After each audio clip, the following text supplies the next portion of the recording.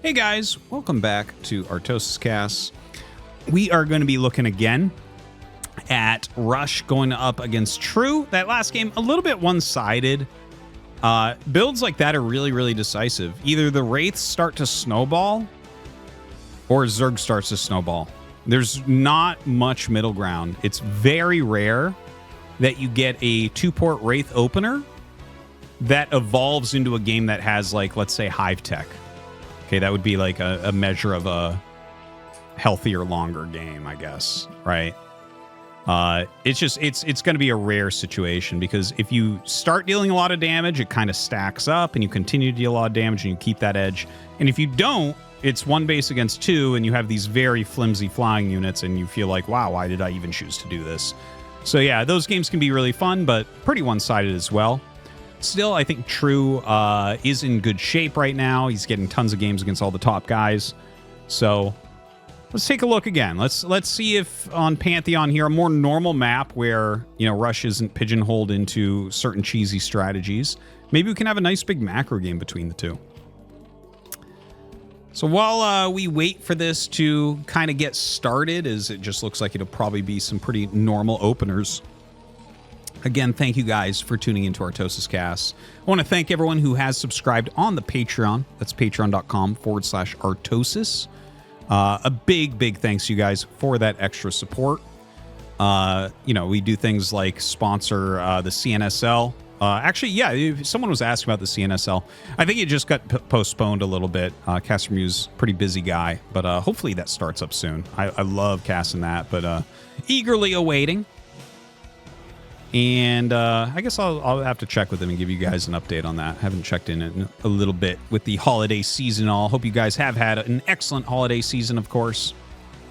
It's been a fantastic time here for the casting channel. Love hearing from people who enjoy it, who watch it daily and everything. Really warms my heart.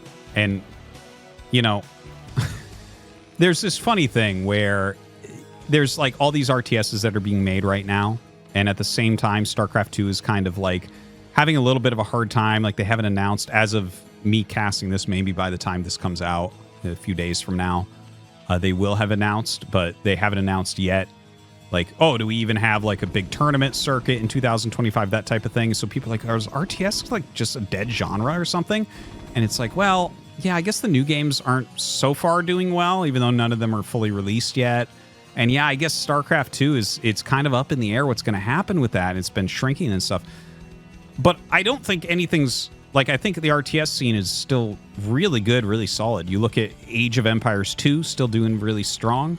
Definitely Warcraft 3 has tournaments still going on. And honestly, StarCraft 1, this is like, I mean, obviously peak Kespa era was something else that will probably never happen again in esports. But I am loving where this game is at right now. The metagame is super diverse. We have so much evolution going on. So many really, really top players. Everyone's really active and committed to it. The fan base is rabid and just wants to watch so many matches. It's actually, I feel like RTS is in a great spot, especially when you can get people involved in some of the older games. StarCraft 1, I don't think it's ever going away, guys. So again, thank you guys for the support, for watching. You guys really make it possible. Okay, so we've just kind of followed along with what's going on. This is a standard 2-hatch layer. You can see a very nice, the starfish formation as he scouts the whole map with his lings. Looking over on the side of Rush, he's just gone 2 Racks Academy. The 2 Racks Academy Rush. It's actually not very popular right now, but it's not specifically a bad build. You know, True has Zergling speed, so I don't know if Rush will be able to get anything done with this. Basically, the counter to this is Zergling speed, because as you leave to try to force Sunkens, they counterattack with the Lings. So it's like, yeah, you can make 2 Firebats and kind of block that, but you do have to run your SCVs from your natural. And if you take too long trying to zone the Lings out, then the Mutas get out and you don't force the Sunkens. Now, he's going to go ahead and make the 2 creep colonies because he knows what's coming. He saw the Marine count. He knows that Rush is going to try to move out at 5 minutes with this. This is completely a standard build. This was the most popular thing 2 years ago. And see how he's zoning? You see that? That movement back and forth? That's him zoning these speedlings out so the 2 fire bats can get out so that he doesn't have to run the SCVs. But the longer you take to move across, the more likely it is that your opponent just has solid defense. But you know what? He's done what he wanted to. The only thing this does nowadays is force these 2 Sunkens.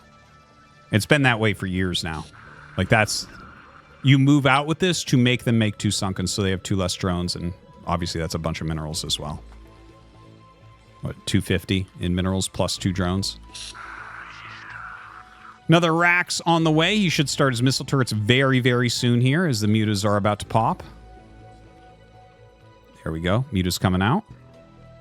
The Lings continue to back up. So far, this is an immaculately played game on both sides. They've both done basically exactly what they wanted to do. I guess True didn't get any damage with the counterlings, but yeah.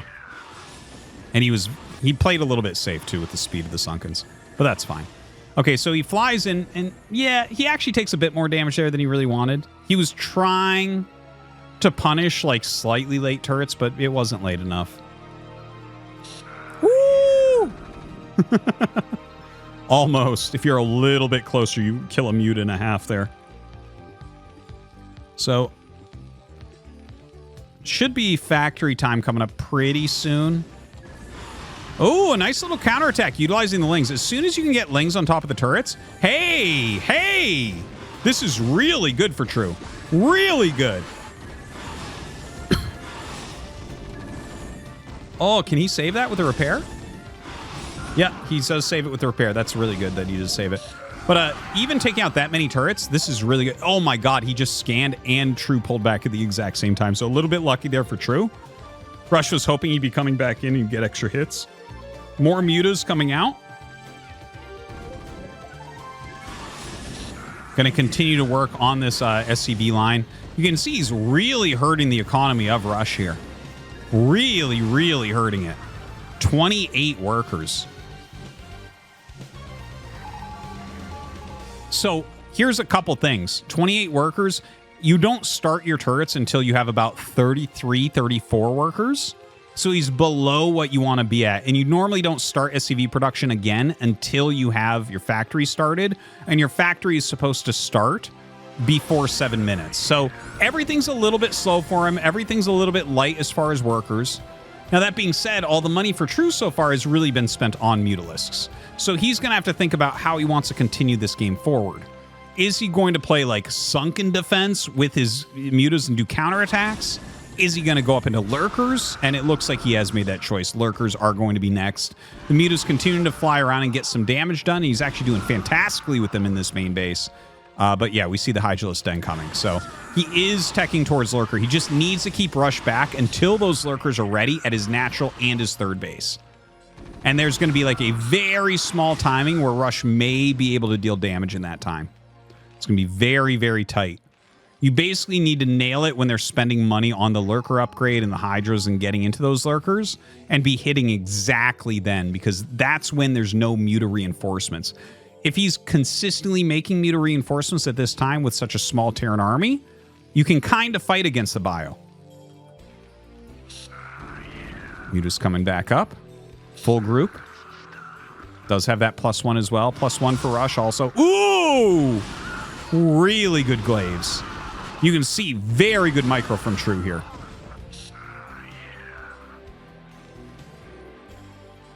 He's doing an excellent, excellent job. Double starport coming up. I think there's no rush timing anymore. I'm pretty sure he just can't get there before the lurkers are going to be done. Right? Oh, actually, the Hydra's just started. So maybe? If he goes right now, maybe? It's a very small amount, though. 48, 13, 57. Okay, his medic energy is okay still. Sometimes you get low on that medic energy, and it's just like prevents move out as well. These are actually really good glaives. He's switching between targeting and like some hold position spray fire there.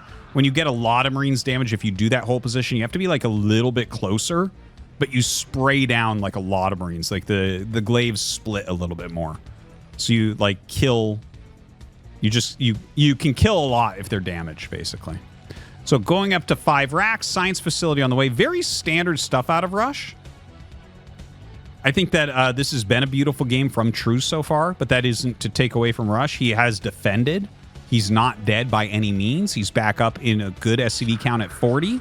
He's making 2 science vessels. So this is going to switch a little bit. True has been in charge of the game.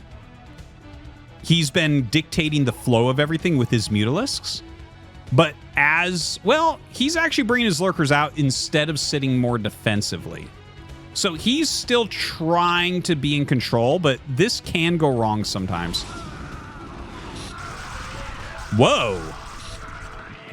Yeah, you gotta do that while they're unburrowed. Hey, you know what? This is actually working pretty well. That's some pretty good control. But generally what happens in situations like this is the Zerg will sit back a little bit more defensively, especially if they took another main. And then Terran gets map control for a little bit. But the map control won't do too much because you have Lurkers defending, so you just can't really attack in. So it kind of goes to a more neutral state, I guess, even though map control technically goes to Terran. But here we still have map control for True. Like, he's really imposing his will on Rush here. Ooh, that's going to be good spines. Yeah. GG from Rush. Damn, okay. I want to say a couple things about this. So, obviously, that was really well played from True. And this is actually, I should have mentioned it while I was casting there, but it was kind of exciting play-by-play and everything. What True did here was the metagame about 1 year ago. I feel like time is kind of mishmashing together in my head since I moved to Canada. But this was the metagame about a year ago, where it's like really heavy Mutalisk harassment, and then you make a bunch of Lurkers and you bring them across the map, and if you can burrow them in front of the Terran base and they go double starport, you win.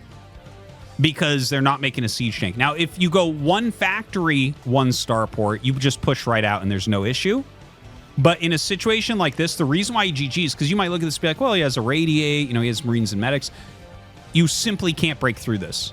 You will never have enough Irradiates. Defilers will be on the way. You can see he's got Consume coming. He's got Defilers coming.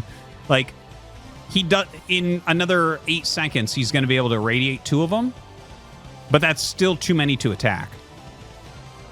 Marines want to fight less than 4 Lurkers at once. And this is just too many. And especially when you add on the Mutalisks, it becomes way too many.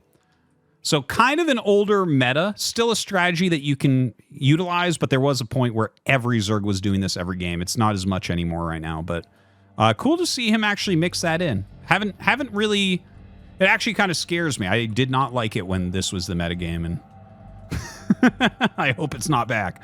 But yeah, nice play there from True, and I think you can really see his level a bit better here than in the kickback game against Rush. All right, guys, thank you for watching.